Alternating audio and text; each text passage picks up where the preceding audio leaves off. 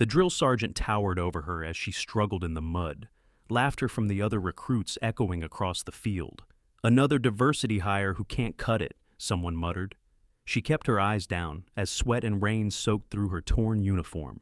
Then, as she rose, the fabric shifted, revealing a marking on her exposed back. The colonel, approaching to deliver another critique, saw it and froze mid-step. His face drained of color. The laughter died instantly as he stepped back and saluted her. "From which city in the world are you watching this video today? If stories of hidden strength and misjudged heroes speak to you, we'd be grateful if you'd subscribe." Fort Garrison Military Training Facility gleamed with pre-dawn frost as Private Astria Ray Mercer completed her 20th push-up alone in the barracks. The other recruits remained asleep in their bunks, taking advantage of every precious minute before the 0500 wake-up call. Ray's technique was peculiar, not incorrect, but different from standard military form, her elbows tucked close to her body in a way that suggested specialized training rather than beginner's clumsiness. She finished her final set and silently rose, careful not to disturb the others. At 24, she was neither the youngest nor the oldest recruit, but something about her set her apart, a watchfulness that never fully disappeared, even in sleep. The barracks lights flashed on with brutal suddenness as Drill Sergeant Harlow burst through the door, trash can in hand. "Rise and shine, maggots! Another beautiful day to discover if any of you have what it takes." The familiar chaos of morning wake-up ensued, recruits scrambling from bunks, fumbling for uniforms, racing toward readiness. Ray moved with precision, her bed already made to exact specifications, her footlocker organized with mathematical precision. "Formation in 3 minutes," Harlow bellowed. "Anyone late runs an extra mile before breakfast." Outside, rain drizzled steadily, turning the parade ground into a muddy expanse. The platoon assembled in neat rows, faces stoic despite the cold water seeping through their uniforms. Drill Sergeant Harlow paced before them, clipboard in hand, expression thunderous. "Third day running," he announced. "This platoon has the worst inspection scores in the entire training battalion." His eyes locked onto Ray. "Private Mercer, front and center." She moved forward with crisp precision, standing at attention before him. "Would you care to explain why there was dust under your bed frame this morning, Private?" "No excuse, Drill Sergeant," she responded, voice steady and gaze fixed straight ahead. "No excuse is right," Harlow growled.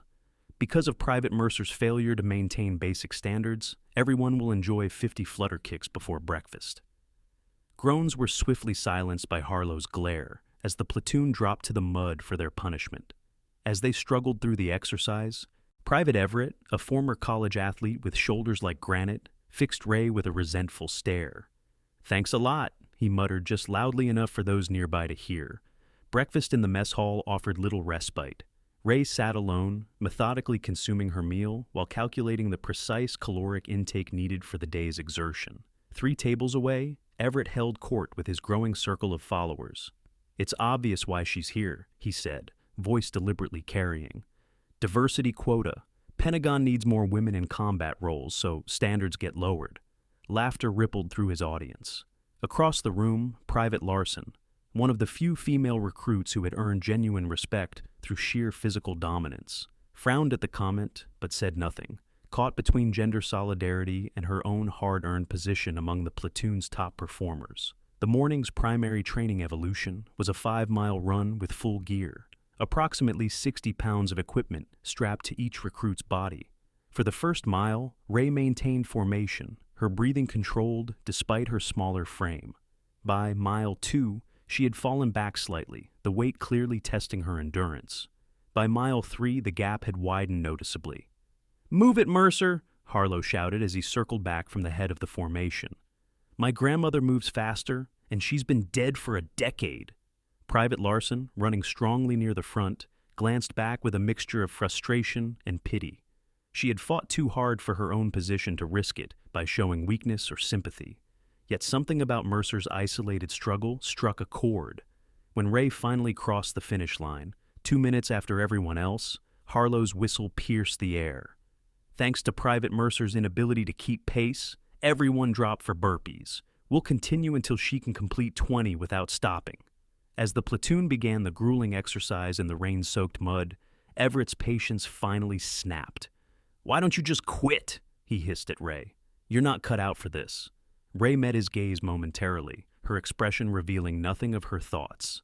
She simply turned away and continued her burpees with mechanical precision. Later, in the shower area after everyone had departed, Ray stood alone under the lukewarm spray. As she raised her arm to wash her hair, a glimpse of scarred tissue became visible on her shoulder, an unusual pattern that seemed too geometric to be accidental. When the door opened and footsteps approached, she quickly shifted position, concealing the marking from view. Private Larson entered, stopping short when she realized the shower was occupied. "Sorry," she offered awkwardly. "Thought everyone was finished." "Almost done," Ray replied, her voice neutral. Larson hesitated, then stepped closer. "Look, Mercer, some advice? Everett's a jerk, but he's not entirely wrong. This training only gets harder. From here, there's no shame in recognizing when something isn't for you." "Is that what you think?" Ray asked, her tone revealing genuine curiosity rather than defensiveness. "I think," Larson chose her words carefully, "I think not everyone is built for combat roles. That's just reality." A ghost of a smile touched Ray's lips. "Thank you for your concern." Something in her response, the calm certainty perhaps, left Larson feeling strangely unsettled, as though she had missed something important about the unassuming recruit who struggled with every physical challenge, yet never complained, never broke, and never, ever quit. The following afternoon brought the infamous Gauntlet, a half-mile stretch of obstacles designed to push recruits to their absolute limits. Mud pits, rope climbs, barbed wire crawls, and wall scales under simulated combat conditions made it the most feared evaluation in the training cycle. The steady rain that had fallen for days intensified, turning the course into a quagmire that would challenge even the strongest recruits. Adding to the pressure, Colonel Westfield, the base commander whose appearances before basic trainees were rare and never positive, arrived to observe personally. His decorated combat record and traditional views on military service were legendary.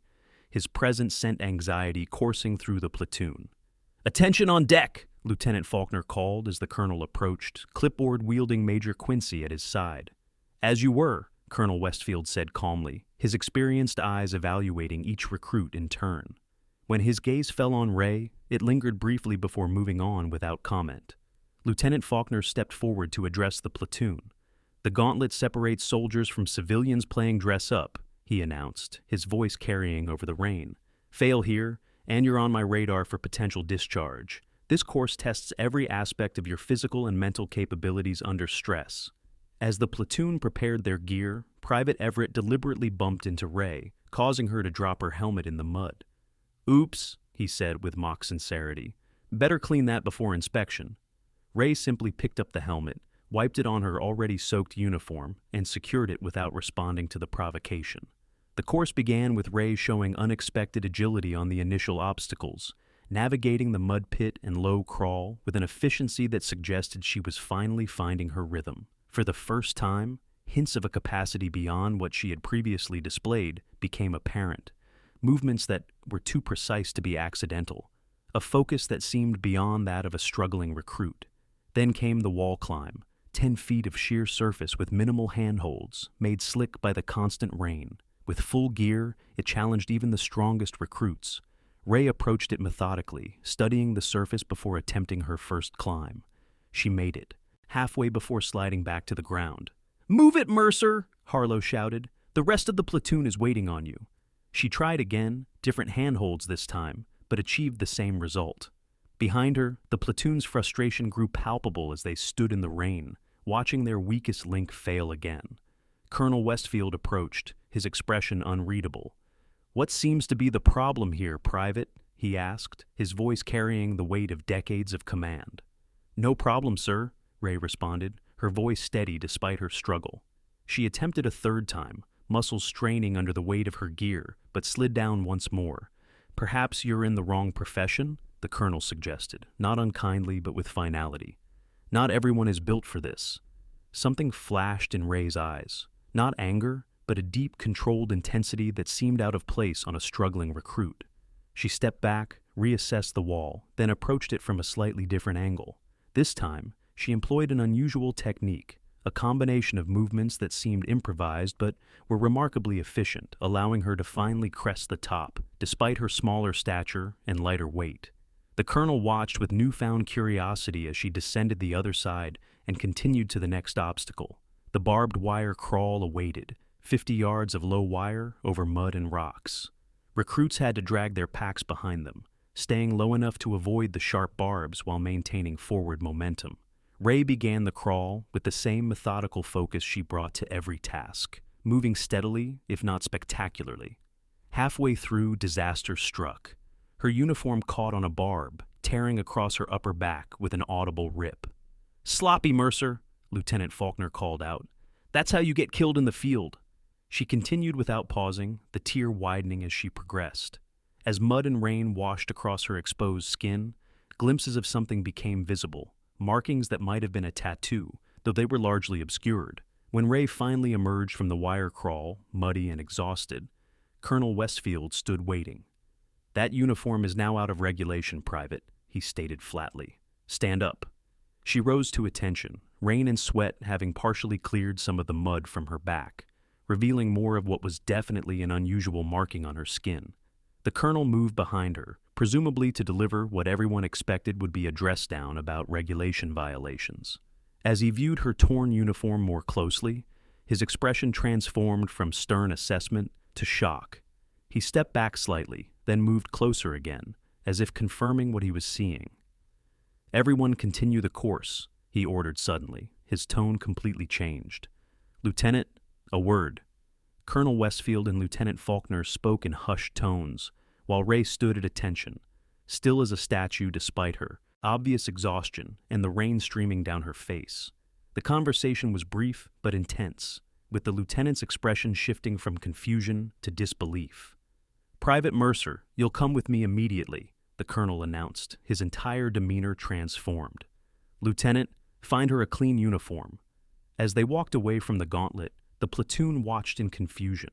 The colonel walked beside Ray rather than ahead of her, a subtle but profound breach of military protocol that suggested something fundamental had changed. "What the hell?" Everett muttered. "Special treatment now?" Private Larson, however, had noticed something different. The way the colonel's body language had shifted from authority to something approaching deference. "Something's not right," she said quietly. "Did you see his face?" "Who cares?" Everett replied, probably calling her parents to pick her up. But Larson remained troubled. She had glimpsed something in that brief moment, not just the colonel's reaction, but the marking on Ray's back. It wasn't a typical tattoo. It had appeared almost geometric, with unusual precision, like nothing she had ever seen before, and certainly not something a typical recruit would have. As the rest of the platoon continued through the gauntlet, the questions multiplied. What had the colonel seen? Why the sudden change in his demeanor? And who exactly was Private Astria Mercer? Ray sat, not standing at attention as protocol would demand, across from Colonel Westfield in his office. The space was a stark contrast to the muddy training grounds, military precision in every detail. Awards and commendations lined neatly on the walls. She had been given a clean uniform and a towel for her face, but mud still clung to her hair and hands. "How long have you been Echo Sequence?" the colonel asked without preamble. "I'm not authorized to confirm or deny the existence of any such unit, sir." Ray responded automatically, her voice carrying the practiced neutrality of someone accustomed to classification protocols. "Cut the protocol, Mercer. I saw the mark. Sequence 9, if I'm not mistaken. That's the Deep Infiltration Specialist designation." For the first time since arriving at Fort Garrison, Ray's composed exterior showed a crack, genuine surprise that the colonel would know such classified details. "Why are you here?" he asked more softly. "Echo operatives don't do basic training. You people exist outside the normal command structure entirely." "I resigned my position, sir," she answered finally. "I'm starting over, from the beginning." The colonel looked genuinely shocked. "No one leaves Echo. It's a lifetime commitment." "There are exceptions to every rule," Ray said, her eyes briefly showing a depth of experience completely at odds with her supposed role as a novice recruit. The colonel activated a secure communication system built into his desk. "I need to make a call." The screen flickered to "Life, revealing a stern-faced woman in her 60s with general's stars on her uniform. "Colonel Westfield, this is unexpected. General Hargrove, I have a Sequence 9 operative attempting to complete basic training at my facility. Private Astria Mercer." The general's expression shifted subtly. "Put her on screen, please." Ray moved into view. The two women looked at each other with clear recognition. "Hello, Nightshade," the general said, using what was clearly an operational call sign. "General," Ray acknowledged with a slight nod. "Would you mind explaining to the colonel why one of my most effective operators is playing recruit at Fort Garrison?" "The Karachi operation," Ray said simply. "I made a call. It was the wrong one. 27 civilians died because I trusted intelligence that I should have verified personally." Understanding dawned on the colonel's face. "The embassy bombing last year, that wasn't a terrorist attack?" "Officially it was," the general confirmed. "Unofficially, it was an operation gone wrong.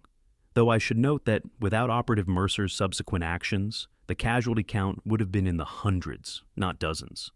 "I failed," Ray stated flatly. "I forgot the fundamentals, so I came back to relearn them. By subjecting yourself to basic training, there are other ways to recenter," the colonel suggested. "I needed to remember what it means to be a soldier first," Ray explained. "Before the specialized training, before the operational authority, I needed to earn my place again."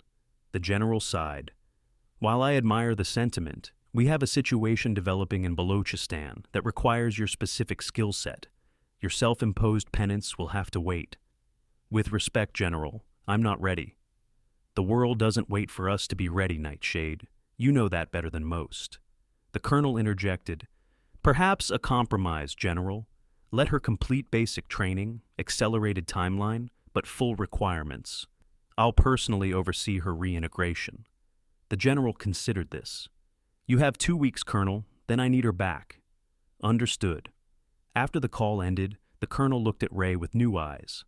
27 civilian casualties is tragic, but in your line of work, one is too many, Ray cut him off. "That's what I forgot. Every life matters.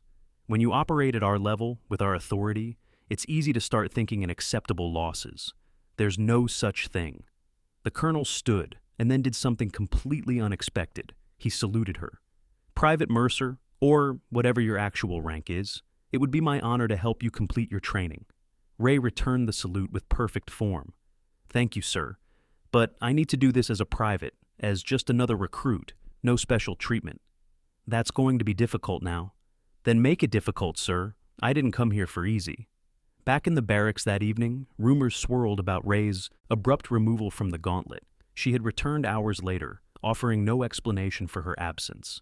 The platoon, exhausted from completing the course, watched her with newfound curiosity and suspicion.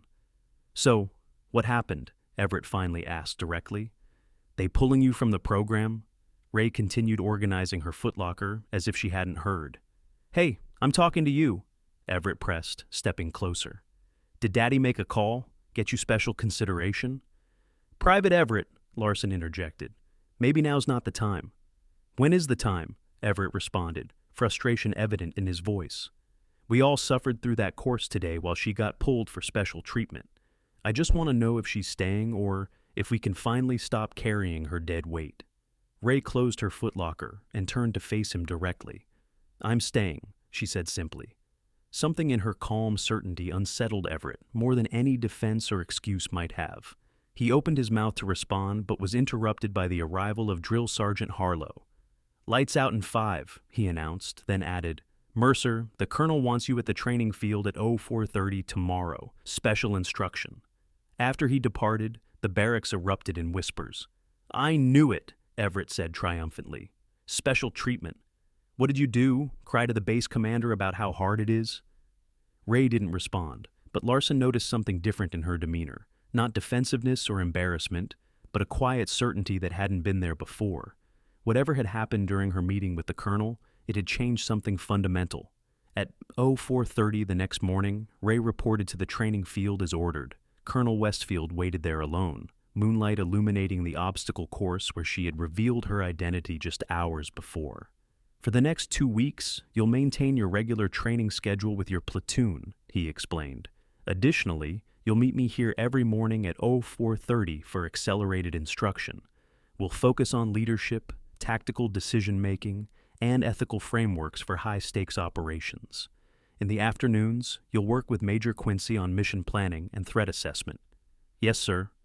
I've also arranged for limited access to the classified communications center so you can review the Balakistan situation. General Hargrove believes your perspective would be valuable even during your reintegration.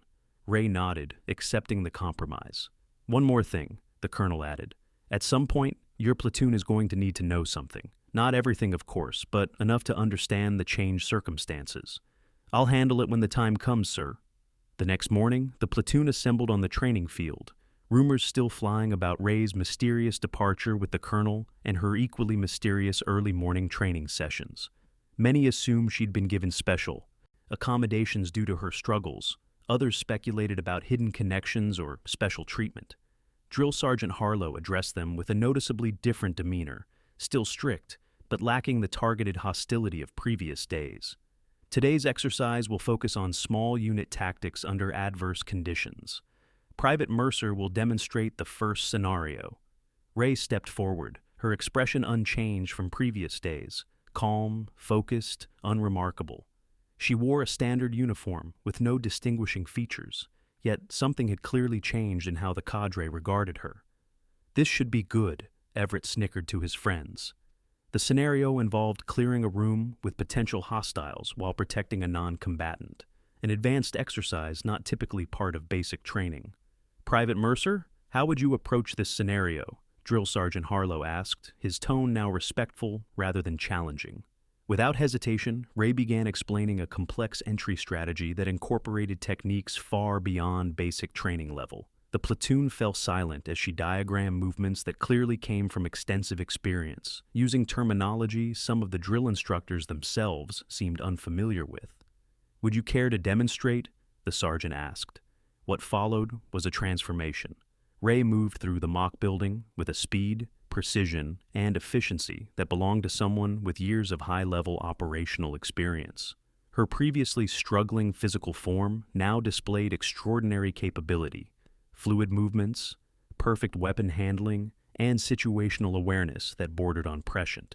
When she finished the demonstration flawlessly, the platoon stood in stunned silence. Colonel Westfield appeared at the edge of the field. "Drill Sergeant, a word." After a brief conversation, the drill sergeant returned. Private Mercer will be completing an accelerated training program under the colonel's direct supervision. The rest of you fall in for your regular schedule. As Ray gathered her gear, Private Larson approached her cautiously. "Who are you, really?" Ray considered the question. "Just a soldier who made a mistake and is trying to earn her way back." "Back to what?" "That's classified," Ray said, but there was a new openness to her expression. "But I'll tell you this, the fundamentals matter. Every push-up, every mile run, every weapons check. They keep you alive when nothing else will." Private Everett watched from a distance, his earlier mockery replaced by confusion and dawning respect. The woman he'd dismissed as weak, as unworthy, had just demonstrated skills that put the most experienced among them to shame. As Ray departed with the colonel, Drill Sergeant Harlow addressed the remaining recruits. "What you just witnessed never happened. Private Mercer is being reassigned. You will not speculate about her previous assignment or current status. Is that clear?" "Yes, Drill Sergeant," they responded in unison. But the atmosphere had fundamentally changed. The recruits exchanged glances filled with new understanding. They had glimpsed something beyond their current world, a reminder of depths to the military they hadn't yet fathomed. That evening, as the platoon cleaned their rifles, Everett broke the uneasy silence. "So, we're just not going to talk about it? About what Mercer did today?" "Drill Sergeant said not to speculate," someone reminded him. "I'm not speculating. I'm asking what we all saw with our own eyes. She moved like, I don't know, like someone from those special operations documentaries. But she's been struggling with basic PT since day one. None of it makes sense." Larson, who had been quietly listening, finally spoke up. "Maybe that's the point. Maybe we've been looking at this all wrong." "What do you mean?" Everett asked. "I mean, maybe she wasn't struggling. Maybe she was hiding." The barracks fell silent as they contemplated this possibility. "Hiding what, though?" Everett pressed. "And why?" "I don't know," Larson admitted. but I saw the colonel's face yesterday when he looked at her back. Whatever that mark is, he recognized it immediately. You think she's some kind of undercover operator, testing us? I think, Larson said carefully, that we should remember what Drill Sergeant always says about assumptions. They get you killed, several recruits murmured in unison. Over the following days, Ray's training regimen visibly diverged from the platoon's. She continued to participate in standard exercises, but was frequently pulled aside for specialized instruction. The drill instructors, once her harshest critics, now treated her with a deference that further confused her fellow recruits. A week into this new arrangement, the platoon was scheduled for night navigation training, a grueling exercise that required teams to locate specific coordinates across difficult terrain using only basic tools. Teams of 3, Drill Sergeant Harlow announced. Larson, Everett, Mercer, your Alpha team. Everett looked surprised at being paired with Ray, but nodded acceptance. As they prepared their gear, Everett awkwardly approached Ray. Listen, about before, I said some things. It doesn't matter.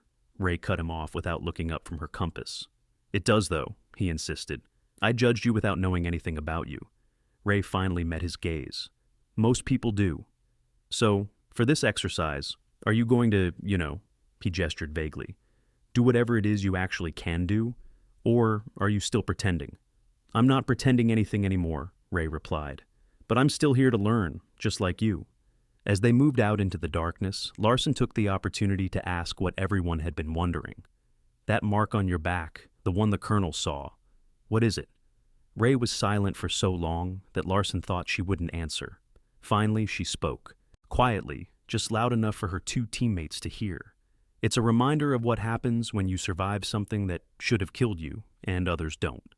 The simple statement, delivered without drama or elaboration, silenced both Everett and Larson more effectively than any classified explanation could have.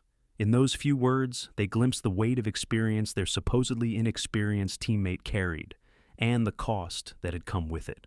As they navigated through the darkness, they found themselves approaching their 3rd waypoint when Ray suddenly stopped, raising her hand in a signal to halt.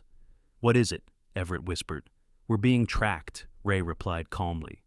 2 o'clock, about 70 meters back. Been following us for the last half mile.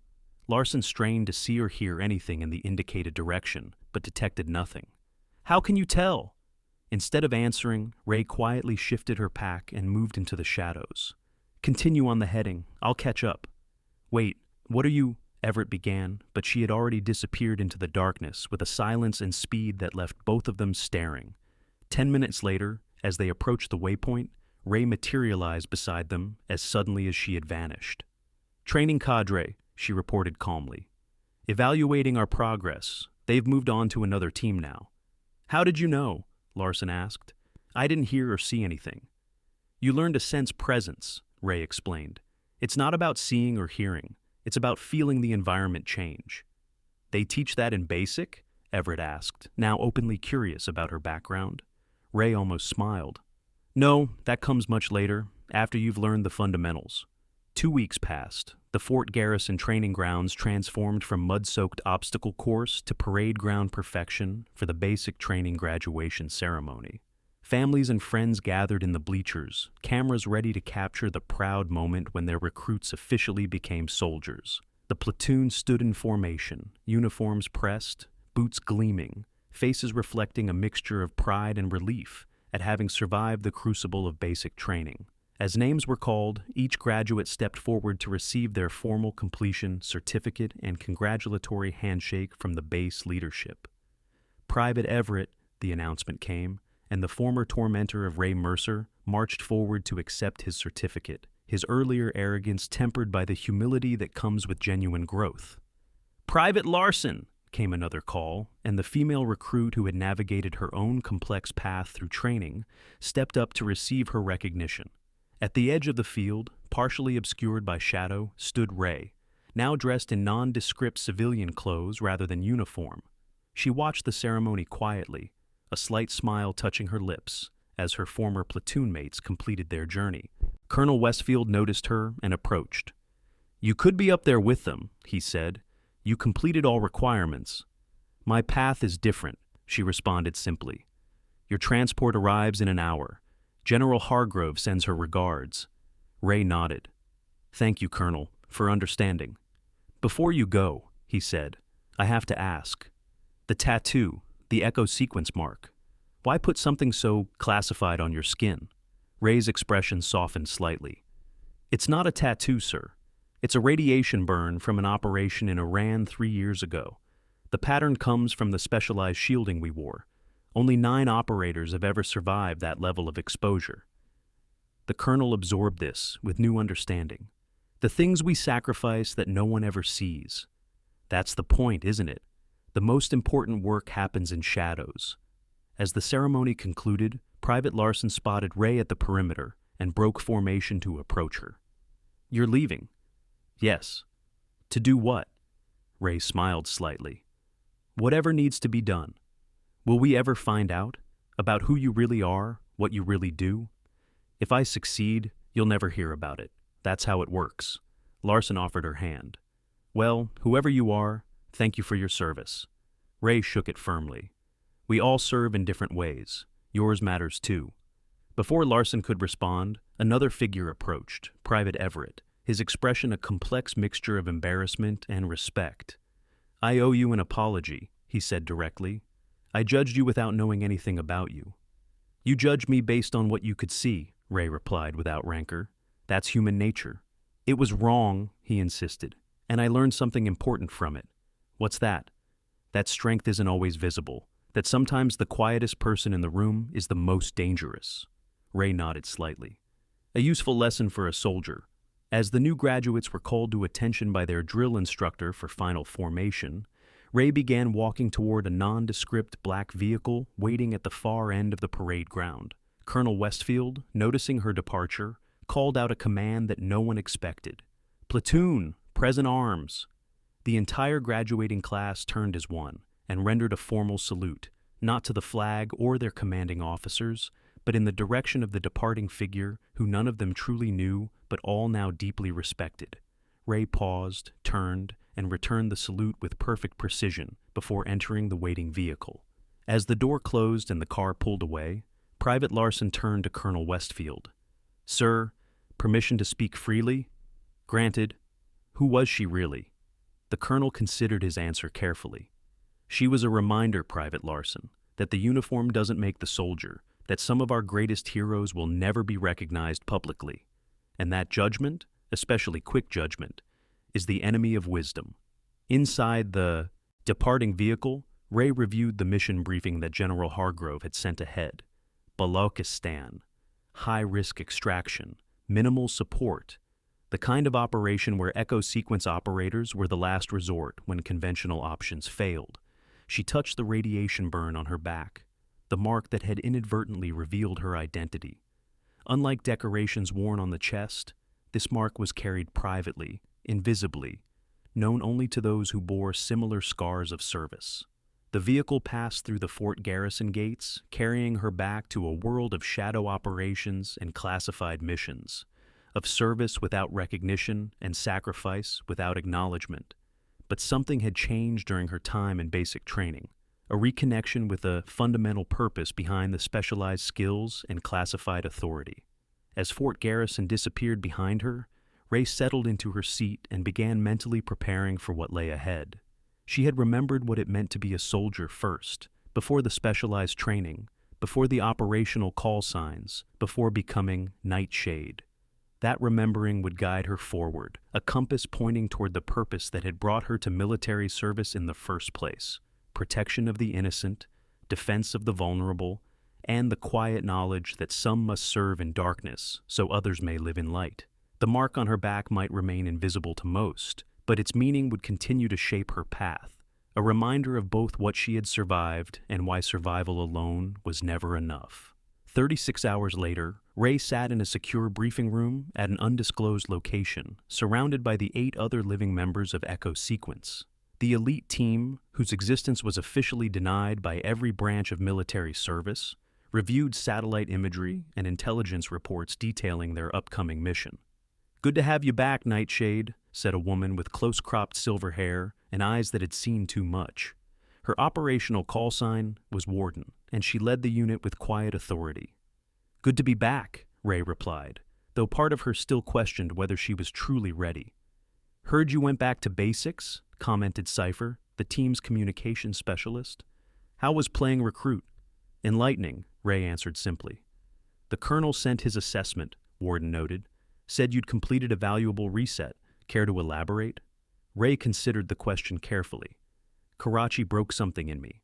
Not just the mistake, but the aftermath, the calculations, the acceptance of collateral damage as inevitable. I needed to remember why we do this in the first place. And did you? Remember? Yes. Warden nodded, satisfied with the simple answer. Then let's get to work. 27 hours until insertion. The hostage's survival window is closing. As the team immersed themselves in operational planning, Ray found her mind clearer, her focus sharper than it had been in months. The grueling physical demands of basic training had been trivial compared to her usual conditioning, but the mental reset, the stripping away of complexity back to fundamental purpose, had been exactly what she needed. The mission ahead was precisely the kind of operation that only Echo Sequence could attempt.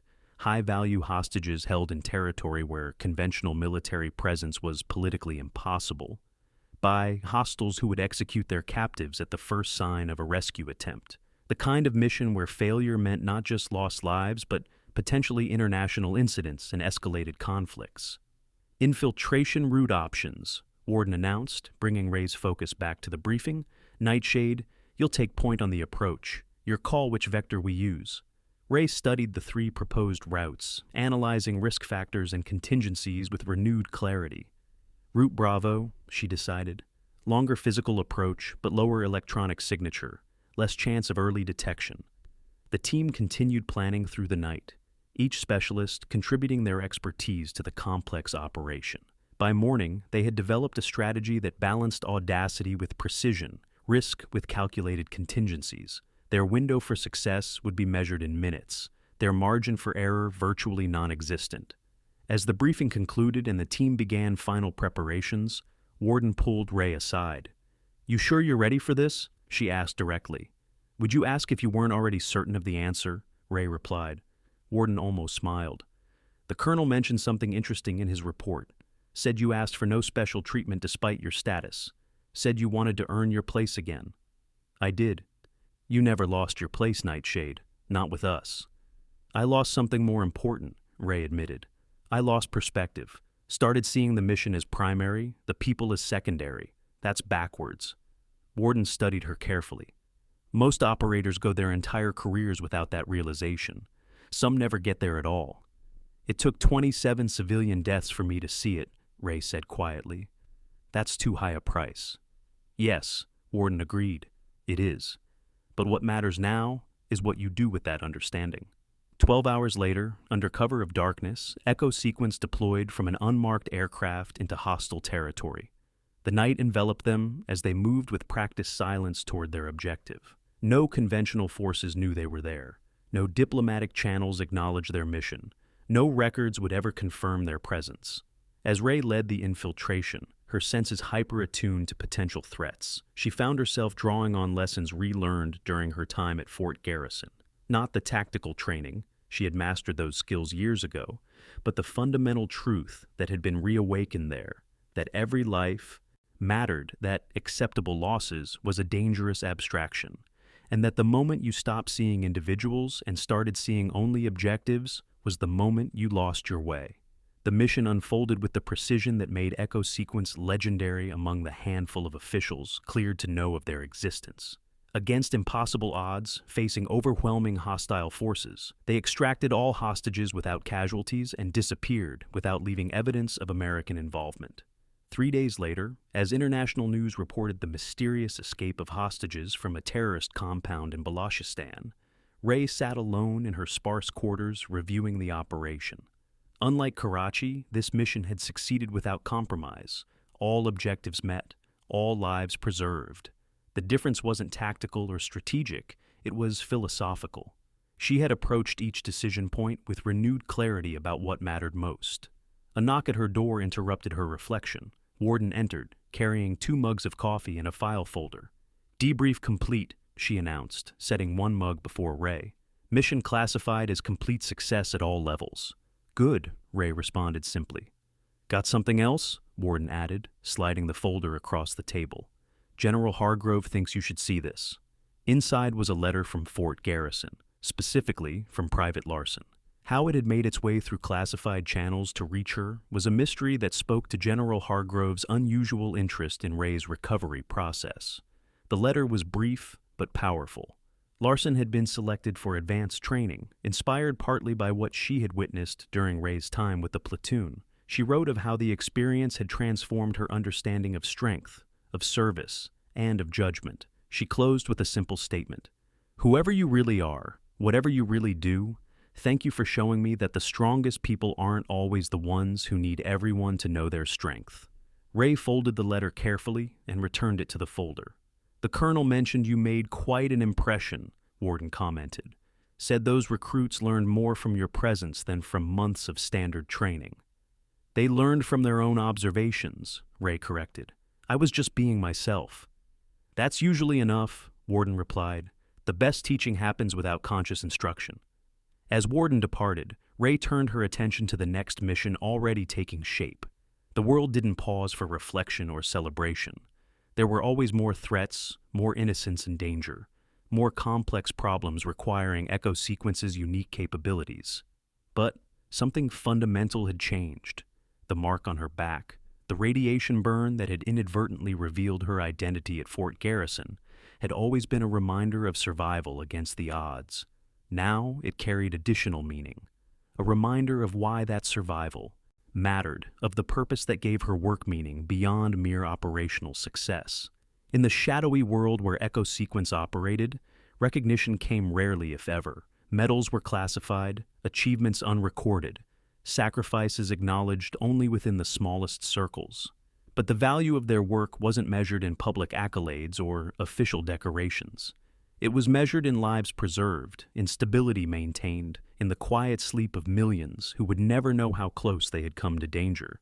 As Ray prepared for her next mission, she carried with her the renewed clarity that had come from her unusual journey back through basic training. The most important truths were often the simplest, that strength came in many forms, that judgment obscured more than it revealed, and that true service required no recognition to give it meaning. The mark on her back would remain invisible to most, but its lesson would guide her forward, that the greatest honor wasn't found in public acclaim, but in the private knowledge of duty fulfilled, of capability matched with compassion, and of power tempered always by purpose.